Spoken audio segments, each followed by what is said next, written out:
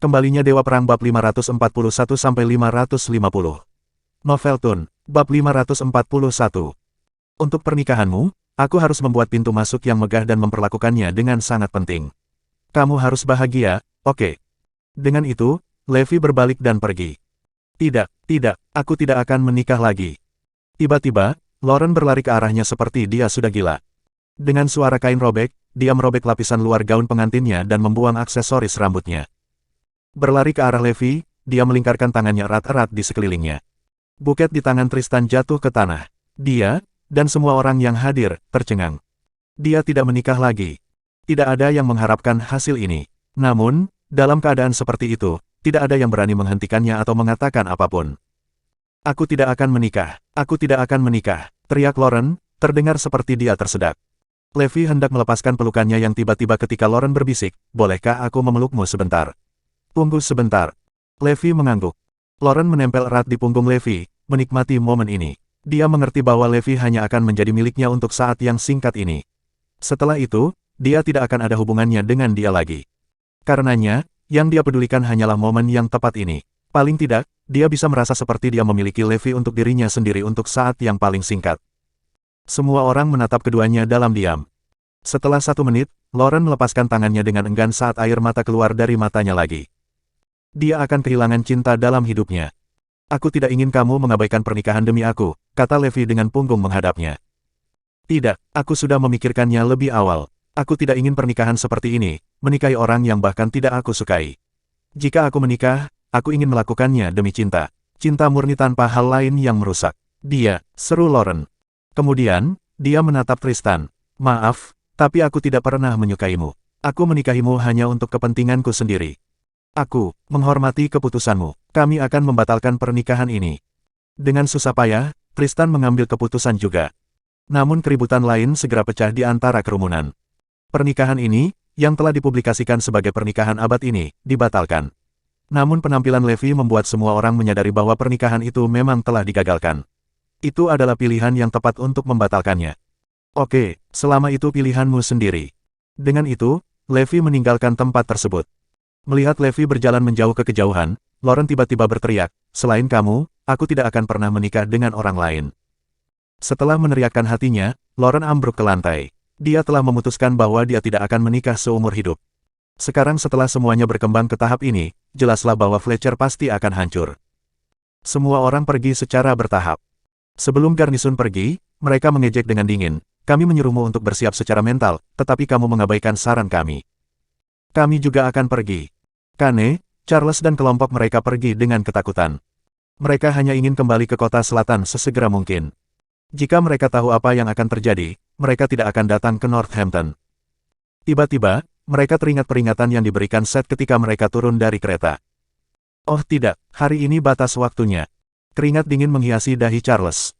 Namun, orang yang paling ketakutan masih Kane. Bagaimanapun, Dewa Perang adalah musuh utama mereka. Bagaimana mungkin mereka tidak takut? Anggota Triple Group bergegas pergi dengan mobil mereka. Ketika mereka baru saja meninggalkan jalan di luar villa, jalan mereka terhalang oleh sebuah SUV hijau zaitun. Levi sedang duduk di atas mobil dengan semua Raja Perang berdiri di sampingnya. Mereka semua menatap dingin ke mobil di depan mereka. "Kenapa kau begitu ingin pergi?" "Yah, masuk ke Hampton Utara itu mudah, tapi tidak semudah itu untuk pergi," kata Levi sambil menyeringai. Bab 542. Charles, Kane, dan yang lainnya keluar dari mobil mereka dan berjalan menuju Levi.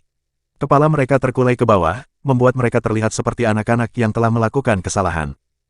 Levi mengamati mereka, tatapannya tertuju pada Kane. "Kau kabur ke Erudia?" tanya Levi. "Hah?" Kane membekuk ketakutan. "Dia benar-benar mengenalku." "Aku mengenalmu. Yang kalah dari Daxia adalah muridmu, kan? Kamu adalah pelatih kepala dari jutaan prajurit Daxia. Alih-alih tinggal di negaramu, mengapa kamu datang ke Erudia?" Levi tiba-tiba meninggikan suaranya, menyebabkan Kane merasa sangat takut sampai lututnya lemas. "Aku salah, Dewa Perang. Aku salah. Aku seharusnya tidak memasuki Erudia. Ini kesalahanku." Berlutut di lantai, Kane merendahkan kaki Levi. Pakaiannya basah kuyup oleh keringat dingin, yang menetes ke rambutnya. Bukan karena cuacanya panas, tetapi karena dia benar-benar ketakutan. Anggota lain dari Triple Group tercengang.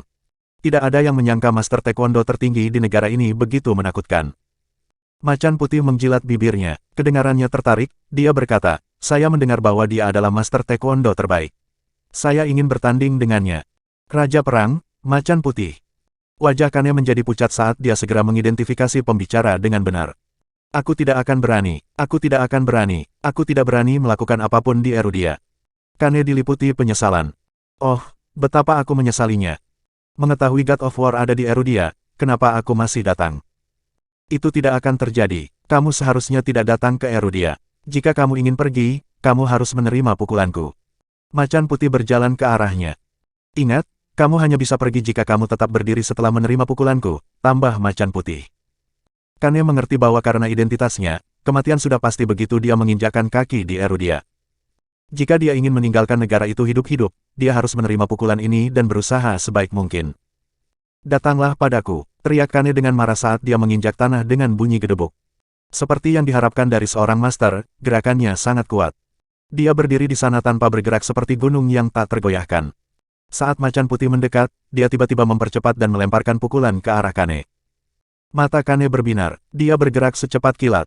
Dengan tendangan menyapu, gerakan paling klasik dalam taekwondo, dia menyerang Macan Putih. Meski merupakan jurus biasa, namun fatal saat dikerahkan oleh Kane. Tendangannya begitu kuat sehingga terasa seperti badai yang menghancurkan semua yang ada di jalurnya. Angin kencang bertiup di sekitarnya, menyebabkan cabang-cabang pohon dan kerikil terbang ke langit. Semua orang di sekitar mereka terpaksa terhuyung beberapa meter ke belakang. Lusinan pohon di sekitar mereka meledak. Dibandingkan dengan tendangan ini, pukulan Macan Putih terlihat sangat biasa. Ledakan memekakkan telinga terdengar ketika tendangan dan pukulan bertabrakan. Kane langsung dikirim terbang mundur sejauh 10 meter. Setelah menabrak pohon besar dengan bunyi gedebuk dan membelahnya menjadi dua, dia tidak berdiri lagi. Macan Putih mengelus tinjunya yang berlumuran darah dan tersenyum puas. Aku akhirnya bertemu seseorang yang bisa bertarung. Karena Kane tidak selamat dari pukulan ini, dia tidak akan pernah bisa meninggalkan Erudia lagi. Ketika semua orang melihat betapa mudahnya Master Taekwondo dikalahkan, mereka membeku ketakutan. Bahkan Charles mengencingi celananya. Kamu Charles, kan? Apakah kamu mendengar 3 peringatanku? Tanya Levi sambil mengalihkan pandangannya ke arahnya. Ya, saya benar-benar memahaminya dan akan segera melaksanakannya. Janji Charles. Sudah terlambat, merangkak keluar dari Erudia. Aku akan memberimu 1 hari. Jika aku masih melihat sesuatu yang berhubungan dengan Triple Group di Erudia, aku akan mencarimu. Levi terdengar tegas, sama sekali tidak meninggalkan ruang untuk negosiasi. Bab 543. Charles pingsan ketakutan. Aku ditakdirkan. Semuanya sudah berakhir. Rencana ambisius Triple Group untuk mendominasi pasar Erudia telah hancur. Kami akan segera pergi, Dewa Perang. Kata Tristan, gemetar. Aku berkata, merangkak keluar dari Erudia. Tatapan Levi tajam dan kejam. Yang mengkhawatirkan, para pejabat tinggi Triple Group kemudian terlihat terkapar di tanah saat mereka perlahan-lahan merangkak keluar dari Northampton. Akan meremehkan untuk menggambarkan pria merangkak sebagai menyedihkan. Setelah beberapa jam, Triple Group tiba-tiba mengumumkan bahwa mereka akan mengembalikan sumbangan senilai 80 miliar. Setelah 1 jam lagi, Triple Group mengadakan konferensi pers. Mereka meminta maaf kepada Erudia atas kejahatan yang telah mereka lakukan, berjanji untuk mengembalikan uang yang telah mereka tipu dan cuci, dan berjanji untuk memberikan kompensasi kepada para korban. Semua orang yang mengikuti acara online bersorak-sorai. Markas Triple Group kemudian menyatakan perusahaan akan menarik diri dari pasar Erudia, mereka akan menghapus semua produk mereka di Erudia dalam sehari. Ini adalah berita terbaru. Semua orang tercengang. The Triple Group, yang telah naik peringkat, tiba-tiba meninggalkan Erudia. Apa yang sedang terjadi? Di sisi lain, perusahaan dan individu yang telah ditindas oleh Triple Group bersorak gembira. Triple Group seperti tumor kanker di dunia bisnis. Mereka melakukan segala macam hal jahat dan mengeksploitasi banyak orang. Namun, banyak dari korban tidak berani mengekspos perusahaan dan hanya berharap perusahaan akan gagal. Sekarang keinginan mereka terpenuhi, mereka sangat gembira sehingga mereka ingin mengadakan perayaan besar. Karena Triple Group terutama menjual produk elektronik dan ada banyak perusahaan serupa di pasar, kepergiannya tidak memberikan dampak yang besar. Hari itu, Levi memberitahu Iris, penanggung jawab Morris Group, untuk menambahkan sekeranjang barang lagi ke portofolio perusahaan, produk elektronik. Mereka akan berusaha keras untuk menciptakan produk elektronik yang paling hemat biaya untuk menghancurkan perusahaan tidak bermoral lainnya. Dengan menciptakan produk yang dapat bermanfaat bagi masyarakat, mereka dapat mempromosikan pengembangan pasar yang sehat sambil berbuat baik kepada masyarakat. Inilah yang selalu dilakukan oleh grup Morris. Baik itu alat kesehatan atau produk lainnya, mereka selalu berusaha untuk menjual produk dengan kualitas terbaik dengan harga termurah. Moto mereka adalah untuk mempromosikan pembangunan kota dan kesejahteraan masyarakat. Oleh karena itu, seluruh karyawan Morris Group memberikan kerja terbaiknya. Selain bisa menuai keuntungan finansial, mereka juga akan merasa terhormat. Orang-orang muda di Northampton bangga bekerja di Morris Group. Morris Group telah memproduksi produk elektronik. Sekarang, mereka hanya meningkatkan skala produksi mereka. Ketika Triple Group meninggalkan pasar, perusahaan lain dapat memanfaatkan pangsa pasarnya. Iris bahkan memberikan sebagian dari bisnis elektronik ke Oriental Star Group. Zoe juga sangat mampu. Dalam waktu singkat, keuntungan grup bintang Oriental meroket di bawah manajemennya, peran yang dia terima dengan senang hati. Ketika dia sampai di rumah, dia bertanya, "Sayang, bagaimana pernikahannya?" Levi tersenyum tak berdaya. "Yah, aku menebus penyesalanku dan dia membuat pilihan yang dia inginkan." "Itu bagus, kalau begitu. Tapi sayang bagaimana pernikahannya berjalan." Triple Group mengundurkan diri begitu tiba-tiba saat dia menjadi manajer umum cabang Erudia mereka. Dia menghela nafas. Pernikahan hanya berkesan karena penyesalan yang ditinggalkan. Levi tahu bahwa Zoe sedang memikirkan pernikahan mereka 6 tahun lalu. Itu bukan pernikahan yang berbuah, dan itu menjadi penyesalannya dan Zoe. "Sayang, aku telah memutuskan untuk mengatur ulang pernikahan untukmu. Saat itu, aku akan memberitahumu beberapa hal." Levi memutuskan untuk mengatur pernikahan lain untuk Zoe. Pada saat itu, dia akan mengungkapkan identitas aslinya padanya. Bab 544. Mata Zoe melengkung menjadi bulan sabit kecil saat dia tersenyum. "Oke, aku akan menunggumu memberiku pernikahan yang bermanfaat." "Baiklah, ayo pilih tanggal yang cocok." Levi mengangguk. Zoe mengira Levi sedang bercanda. Dia tidak berharap dia serius. Pernikahan itu kemudian dinobatkan sebagai pernikahan termegah abad ini. Tentu saja, semua ini dalam retrospeksi. Kehidupan akan kembali normal setelahnya. Duduk di kantornya, Levi merokok dan minum alkohol. Dia kemudian menerima telepon dari Azure Dragon, mengatakan kekacauan telah terjadi di South City. Setelah jatuhnya Triple Group dan faksi Scott, keluarga terkemuka lainnya mulai dengan panik mengklaim kendali atas wilayah yang tersedia. Bahkan beberapa kekuatan eksternal terlibat. Singkatnya, seluruh kota selatan telah turun ke dalam kekacauan. Levi tidak menyangka ini akan terjadi.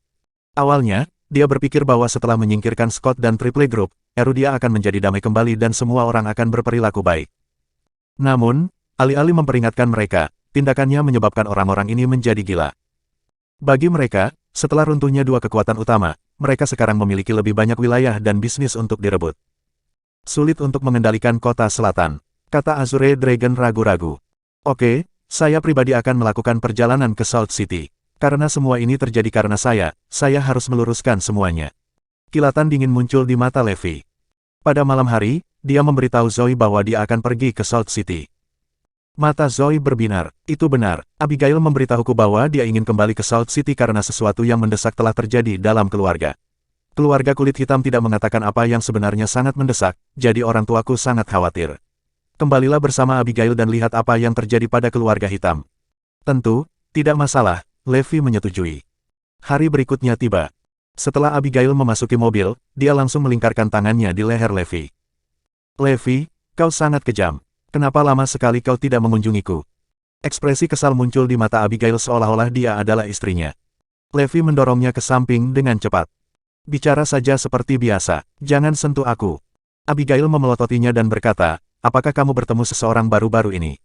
Levi mengerutkan kening. "Hah? Kudengar kau menghadiri pernikahan teman masa kecilmu dan menggoda gadis-gadis. Bahkan sahabat kakak perempuanku mulai menyukaimu. Helena, selebritas baru di perusahaan kakakku, juga terobsesi denganmu. Benarkah?" keluh Abigail sambil cemberut. "Apa yang sedang Anda bicarakan?" Levi mengerutkan kening. "Biarkan aku memberitahumu ini, aku hanya akan menyukai saudara perempuanmu. Wanita lain bukan urusanku, bahkan jika aku terlibat dengan mereka, itu karena saudara perempuanmu. Kamu salah satu dari mereka." Ketika Abigail mendengar kata-katanya, ekspresinya langsung turun. Air mata kemarahan meluap di matanya saat dia mencoba menahannya. "Jadi Levi hanya baik padaku karena Zoe." "Ada apa, Abigail? Kenapa kamu menangis?" Levi tiba-tiba menyadari bahwa Abigail telah menangis. "Tidak apa." Dia menyeka air matanya dan tetap diam sepanjang perjalanan. Levi tidak tahu bagaimana dia menyinggung Abigail, jadi dia tetap diam juga. Segera, mereka mencapai kota selatan. Saat mereka memasuki kota, Levi memanggil Alfie dari Dragon Legion. "Beritahu para pemimpin kota selatan bahwa aku sudah tiba," perintah Levi. Ketika dia menghadiri perjamuan ulang tahun keluarga hitam, dia telah berjanji bahwa dia pasti akan memberitahu manajemen kota saat dia tiba di lain waktu. "Mengerti, Tuan, jawab Alfie seketika. Alfie kemudian menghubungi Panglima Wilayah Perang Selatan dan para pemimpin utama kota. Bab 545. Seketika, seluruh kota selatan menjadi hiruk-pikuk. Dewa Perang akan datang. Fakta bahwa tidak ada yang tahu mengapa dia datang bahkan lebih menakutkan. Ketika kelompok 3 melakukan tindakan keterlaluan mereka, Dewa Perang bahkan tidak datang. Namun, dia datang sekarang. Ini berarti sesuatu yang besar telah terjadi. Setelah keluar dari jalan raya, Levi melaju ke rumah keluarga Black. Mobilnya meluncur di sepanjang jalan ketika tiba-tiba dia melihat dua mobil mewah dari kaca spion. Salah satunya adalah Lamborghini, sementara yang lainnya adalah Ferrari 458. Kedua mobil mewah itu melaju melewati Audi Levi, sengaja memotong jalannya. Ada dua orang yang duduk di masing-masing mobil. Mereka adalah bujangan kaya di Salt City. Yang paling terkenal di antara mereka adalah Derek, yang berasal dari keluarga kaya Davis. Baru-baru ini, keluarga Davis berkembang pesat, setelah merebut kendali atas banyak wilayah dan menuai banyak manfaat. Dia Abigail, kan, aku mengenalinya hanya dengan sekali pandang. Seru Derek sambil menyeringai. Ya, dia Abigail, sisanya setuju. Ketika mereka berada di persimpangan tadi, mereka melihat Abigail duduk di dalam mobil. Oleh karena itu, mereka langsung mengejarnya untuk mengonfirmasi. Kudengar keluarga Black mengatur pernikahan untuk Abigail, kan? Tanya Derek pada bawahannya, Zachary. Ya, tapi aku ingin menggoda Abigail hari ini. Dia sangat cantik, aku sebenarnya sudah lama bernafsu padanya. Haha. Ketika Derek memikirkan Abigail, dia tidak bisa menahan diri lagi. Awalnya, karena keluarga hitam jauh lebih kuat daripada keluarga Davis, dia tidak berani melakukan apapun. Namun, dalam perombakan wilayah baru-baru ini, keluarga hitam telah memilih untuk menjaga jarak sementara keluarga Davis berpartisipasi secara agresif. Sekarang, keluarga Davis berada dalam posisi yang jauh lebih kuat daripada keluarga kulit hitam. Secara alami, Derek menjadi lebih berani dan ingin bermain-main dengan Abigail. Setelah memotong di depan Audi, kedua mobil melambat secara bertahap. Pada akhirnya, mereka hanya mengemudi dengan kecepatan lambat 20 km per jam. Jelas bahwa mereka melakukannya dengan sengaja. Kemarahan muncul di mata Abigail. Levi, mereka melakukan ini dengan sengaja. Huff. Namun, Levi tidak menanggapi. Tiba-tiba, dia memutar setir ke kanan dan mempercepat. Dengan kecepatan kilat, dia langsung melampaui dua mobil mewah dan melesat pergi. Ketika Derek dan yang lainnya melihat mobil meluncur melewati mereka, mereka tercengang. Apa-apaan ini? Ini mengemudi begitu cepat sehingga saya bahkan tidak bisa bereaksi tepat waktu. Cepat, kejar mobil itu, teriak Derek. Ferrari dan Lamborghini berakselerasi, melaju begitu cepat sehingga tampak seperti dua garis kilat di jalan. Audi tidak akan pernah bisa berakselerasi lebih cepat daripada mobil sport di jalan lurus. Segera, Levi menyadari bahwa kedua mobil itu akan mencapai mereka. Namun, bukannya bingung, dia terus mempercepat. Meski ada tikungan tajam di depan, Levi mengabaikannya dan terus menambah kecepatan. Hah, Levi, pelan-pelan. Abigail sangat ketakutan sehingga dia hampir menutup matanya. Namun, ekspresi tenang tetap ada di wajah Levi sementara mobil terus melaju kencang. Ketika Derek dan yang lainnya melihat itu, mereka sangat terkejut hingga keringat dingin mulai membasahi dahi mereka.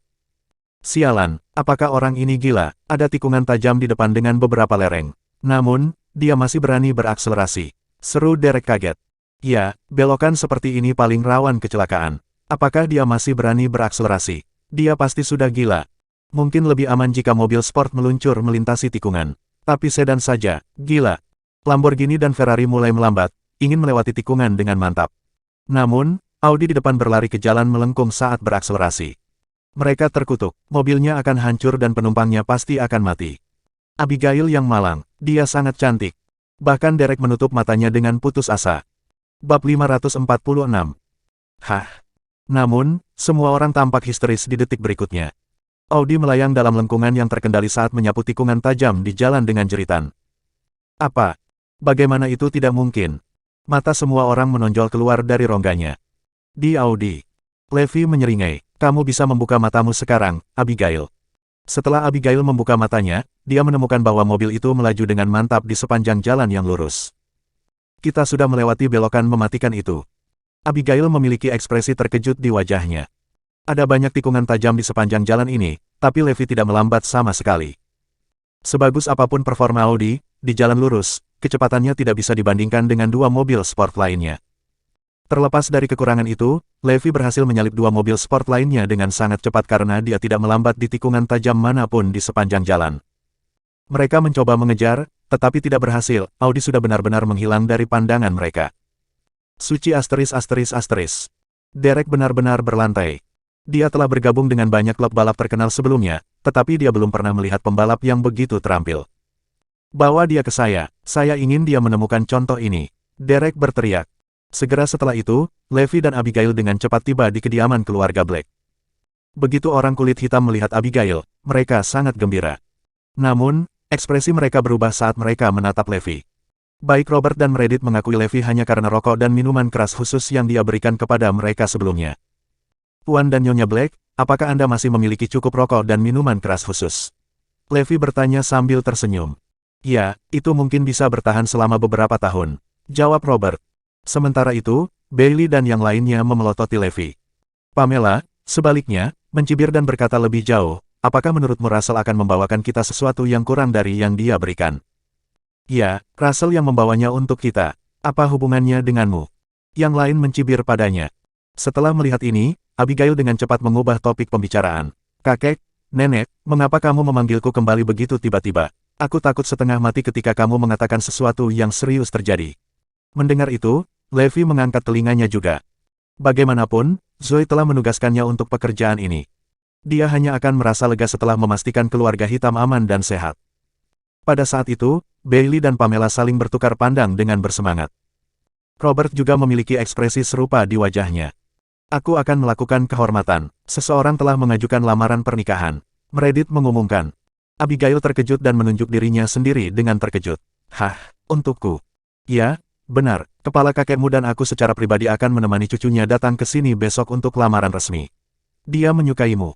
Kakekmu dan aku menyetujui pernikahan ini. Kami telah bertemu anak itu, dan dia sangat luar biasa. Meredith berseri-seri. Robert pun mengangguk. Ya, aku sangat setuju. Bocah itu mungkin adalah orang paling luar biasa yang pernah kulihat. Saya menolak. Abigail menolaknya bahkan tanpa memikirkannya. Apa yang kamu bicarakan, Abi? Bagaimana kamu bisa menolak lamaran begitu saja? Kamu bahkan belum bertemu dengannya, balas Pamela dengan sedih. Bailey mendukungnya juga. Kau tahu siapa dia? Dia Timothy Caesar, pewaris keluarga Caesar dari Southampton. Keluarga Caesar bisa dibilang bangsawan.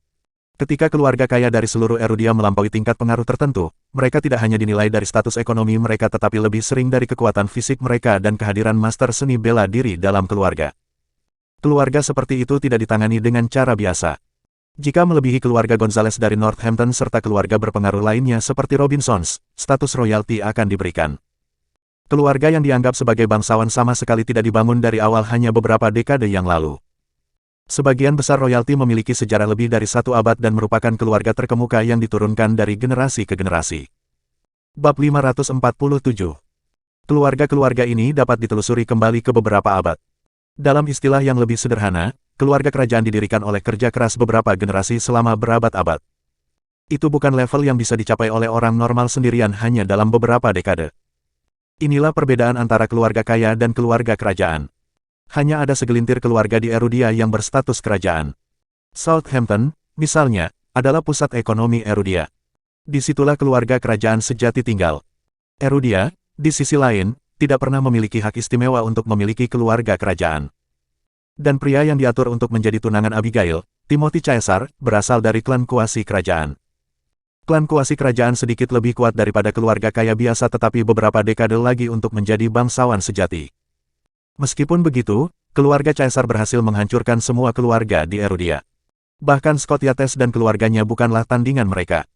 Kakek Timothy, Richard Caesar, adalah seorang jenderal yang tangguh di ketentaraan ketika dia masih muda, dan tidak ada yang berani meremehkan keluarganya. Jadi, ketika Richard mengusulkan lamaran pernikahan kepada keluarga Black, Robert dan Meredith sangat bersemangat sehingga mereka tidak bisa tidur. Jika Abigail menikah dengan Timotius, pertama-tama, orang kulit hitam akan mampu memperkuat kedudukan mereka. Kedua, Abigail tidak menginginkan apapun. Meredith angkat bicara, Abigail, apakah kamu tidak akan berubah pikiran? Menikah dengan keluarga Caesar akan membantu orang kulit hitam mencapai ketinggian yang tak terbayangkan. Keberuntungan telah memilihmu, jadi hargai itu. Robert mengangguk setuju. Nenekmu benar, kami hanyalah seekor semut di bawah sepatu bot mereka. Apakah kamu tahu betapa beruntungnya kamu jika kamu menikah dengan keluarga Caesar, Abigail? Tunggu apa lagi? Cepat berterima kasih kepada kakek dan nenekmu karena memberimu kesempatan yang bagus. Bailey dan Pamela mendorong Abigail. Itu benar, Caesar tidak hanya kuat, tetapi Timothy Caesar adalah seorang pemuda yang baik juga. Dia dilatih untuk menjadi kepala keluarga Caesar sejak usia muda, jadi dia pasti yang terbaik dari yang terbaik. Pilihan paling cerdas yang pernah Anda buat dalam hidup Anda, Abigail. Qin dan Quintus sama-sama menimpali, ya. Kamu akan menjadi nyonya rumah tangga Caesar sejak saat itu. Dengan gelar yang begitu menonjol, seluruh Salt City akan iri padamu. Tepat, sekarang kekacauan telah melanda kota selatan, semua keluarga berpengaruh berjuang untuk kekuasaan, dan mereka semua mencari pendukung yang kuat. Meskipun saat ini kita menghindarinya, kita pasti akan terpengaruh, itu hanya masalah kapan. Tapi jika kamu menikah dengan keluarga Caesar, tidak ada yang berani menyentuh keluarga kita. Semua orang menyebutkan manfaat dari perjodohan ini, satu persatu. Lebih dari segalanya, mereka ingin mengatasi rintangan yang membayangi mereka. Dengan semua yang terjadi di Salt City, keluarga Black terlalu lemah untuk berjuang sendiri. Seluruh keluarga mereka bisa hancur jika mereka tidak segera menemukan pendukung. Untungnya bagi mereka, kebetulan keluarga Caesar mengusulkan persatuan melalui pernikahan. Dan orang-orang kulit hitam langsung menerima lamaran mereka. Abigail merasa tidak berdaya. Dia awalnya berpikir bahwa dia bisa lolos dari nasib menikah dengan keluarga yang kuat di luar kehendaknya. Namun sayang, ternyata takdirnya sudah disegel sejak awal. Tidak, saya menolak. Saya tidak peduli betapa luar biasanya dia, saya hanya tidak tertarik. Abigail hampir menangis, dan dia mengirim tatapan memohon kepada Levi. Apa maksudmu dengan menolak? Setidaknya kamu harus bertemu dengan bocah itu terlebih dahulu, bukan begitu? Robert mendesak. Abigail menggelengkan kepalanya kuat-kuat. Tidak, aku tidak mau. Penghinaan, Meredith tiba-tiba berteriak. Raungan kemarahannya yang keras mengejutkan semua orang. Kamu semakin tidak patuh akhir-akhir ini, Abigail. Aku sudah memanjakanmu selama ini, tapi disinilah kamu, memberontak melawanku. Meredith berteriak marah. Tapi aku tidak mau, Nenek. Air mata mengalir di pipi Abigail. Besok, keluarga Caesar akan datang untuk membuat lamaran pernikahan, dan kamu akan bergabung dengan kami, suka atau tidak. Meredith sangat tirani sehingga tidak ada yang berani membantahnya. Dan Abigail jatuh dalam keputusasaan. Kamu tidak bisa memaksa Abigail untuk melakukan apapun. Tidak dalam pengawasanku, sebuah suara memerintah tiba-tiba memecah keheningan. Semua orang menoleh untuk menatap Levi dengan mata terbelalak tidak percaya. Bab 548.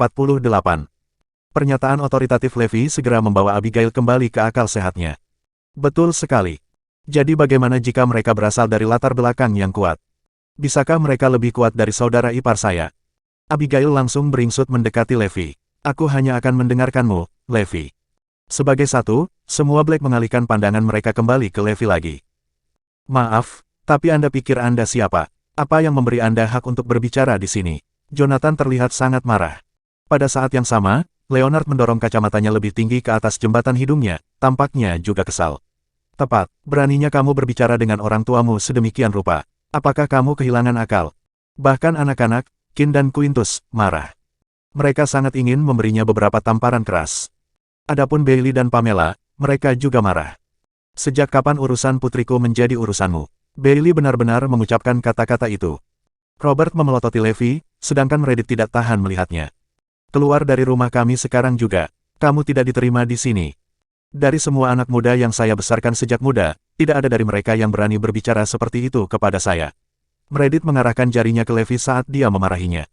Dia benar, semua orang di keluarga kulit hitam memiliki pendidikan yang sangat ketat.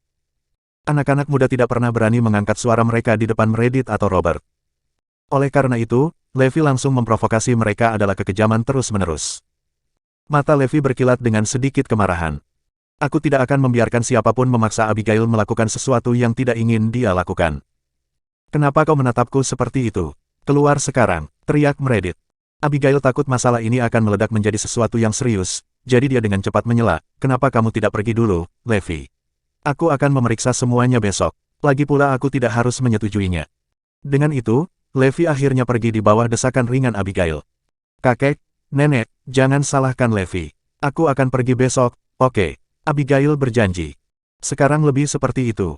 Baru pada saat itulah Meredith berjanji untuk tidak mengambil tindakan terhadap Levi karena perilakunya yang tidak sopan. Tidak lama setelah Levi pergi, Russell kembali ke rumah dengan mobilnya. Dia baru-baru ini dipromosikan menjadi wakil kepala unit keamanan khusus. Dia adalah yang tersibuk selama periode waktu ini karena kekacauan di seluruh kota selatan.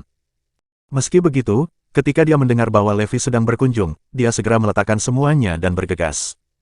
Kakek, nenek, ku dengar Levi dan Abigail sudah kembali. Russell berlari-lari kecil ke dalam villa. Ya, mereka kembali. Kenapa? Kebingungan melapisi fitur Reddit.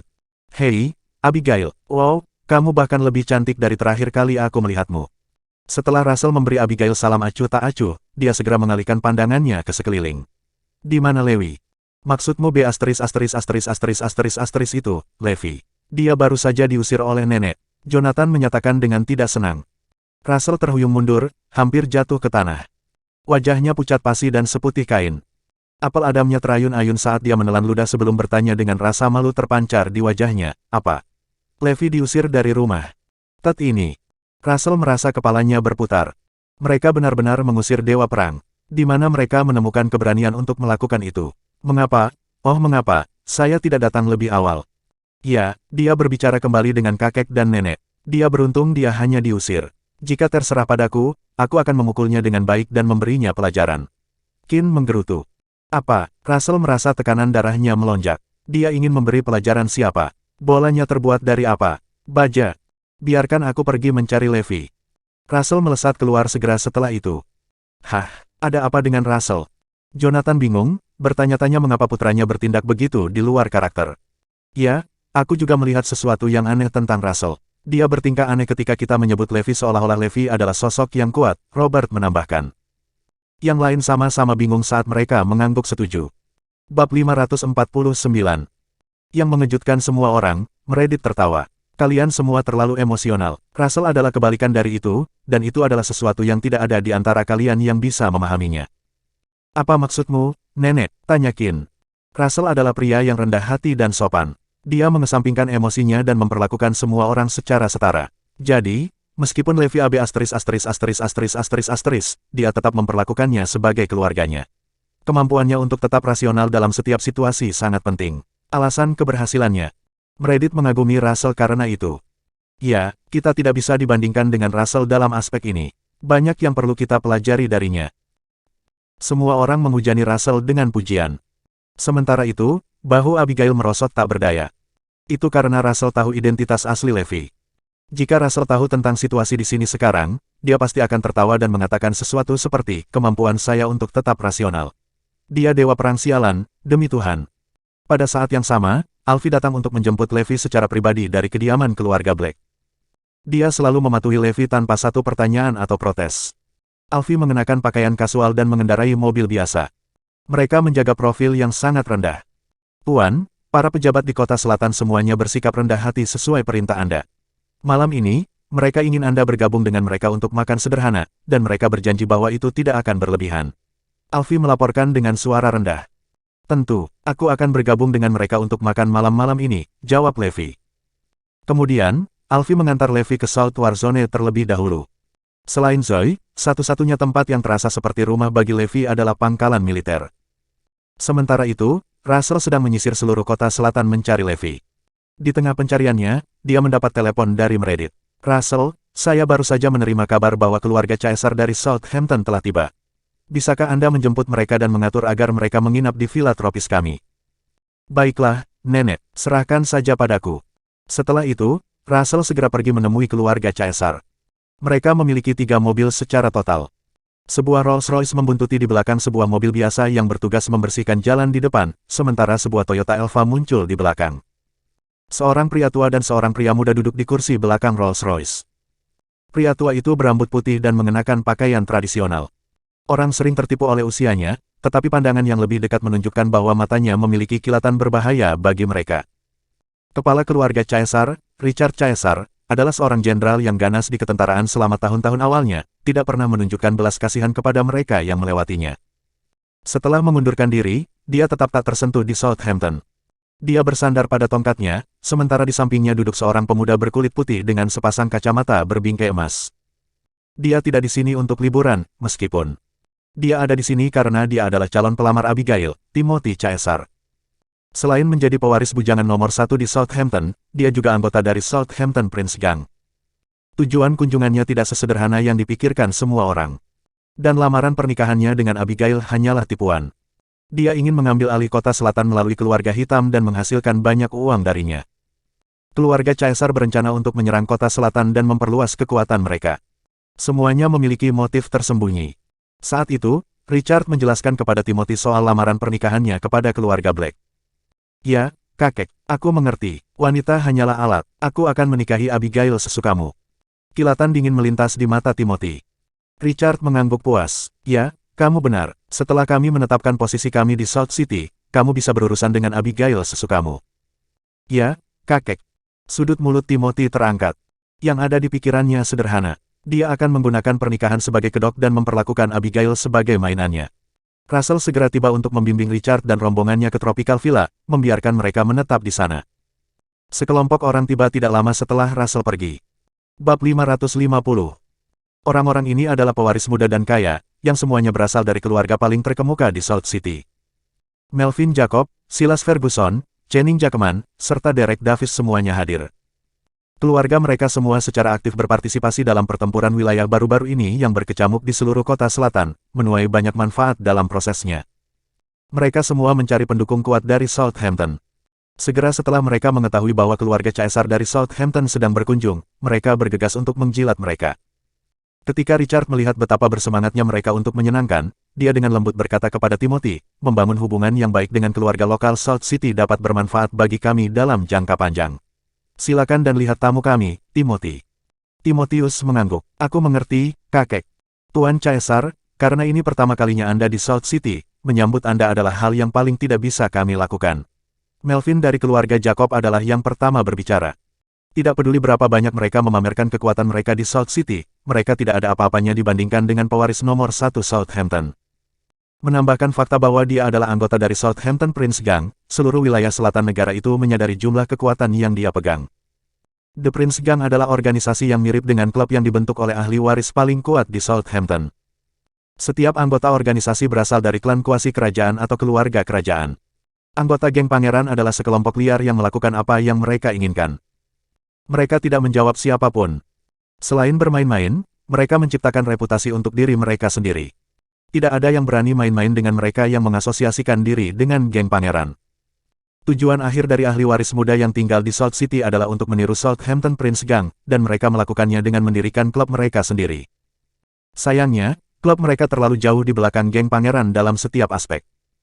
Oleh karena itu, mereka menjadi hijau karena iri saat bertemu dengan anggota geng pangeran Hampton Selatan. Ketika Derek mengetahui bahwa seorang anggota geng pangeran diatur untuk menjadi tunangan Abigail, dia hampir membasahi celananya. Sementara itu, Timothy sibuk menikmati disanjung oleh begitu banyak orang, menikmati pujian mereka. Saat itu, Derek mendekati Timothy dan berbicara pelan, Tuan Caesar, saya punya kabar buruk untuk Anda. Wajah Timothy menunjukkan ketidaksenangan ketika dia bertanya, ada apa? Aku bertemu Abigail secara kebetulan kemarin. Dan, dia sedang duduk di dalam mobil dengan seorang pria, dan mereka tampak sangat akrab satu sama lain. Mereka terlihat seperti pasangan. Derek adalah pria yang sederhana. Karena dia tidak bisa memiliki Abigail, dia berpikir bahwa sebaiknya dia memberi pelajaran kepada Levi. Setelah mendengar informasi ini, ekspresi Timothy berubah drastis. Mereka belum resmi bertunangan, tapi baginya, Abigail sudah menjadi miliknya. Dia sedang duduk di dalam mobil dengan pria lain. Persetan itu. Ya, pria itu juga memiliki keterampilan mengemudi yang gila. Mobil sport kami bahkan tidak bisa mengejar Audinya. Beberapa yang lain masuk. Timothy hampir mengeluarkan nadi setelah mendengar itu. Wanitanya telah disentuh oleh pria lain. Bagaimana mungkin dia tidak marah? Siapa dia? Timothy bertanya dengan suara dingin. Saya masih menyelidiki, Tuan Caesar. Saya akan memberitahu Anda begitu saya mengetahuinya. Derek sedikit bergidik melihat ekspresi berbahaya di wajah Timothy. Pada saat yang sama, Melvin, Silas, dan yang lainnya mencoba meredakan ketegangan. Mari kita kesampingkan semua masalah yang mengganggu ini untuk saat ini, Tuan Caesar. Kami di sini untuk merayakan kedatangan Anda. Selain itu, kami telah menyiapkan sedikit sesuatu untuk Anda yang kami harap Anda akan menikmatinya. Orang-orang itu tertawa penuh arti. Tentu saja Timotius tahu apa yang mereka pikirkan. Wanita, apa lagi? Aku bosan dengan wanita kelas rendah, jadi aku akan lulus, Timothy dengan dingin menolak. Sebagai pria dengan statusnya, semua jenis wanita melemparkan diri mereka padanya. Dengarkan aku dulu, Tuan Caesar. Aku memilih gadis-gadis ini dari Akademi Drama Northampton. Tapi yang terpenting, mereka semua perawan. Channing berkata sambil tertawa. Kerutan di antara alis Timothy perlahan mengendur. Memang, Akademi Drama Northampton terkenal dengan keindahan kampusnya. Timothy ikut tertawa. Bersambung,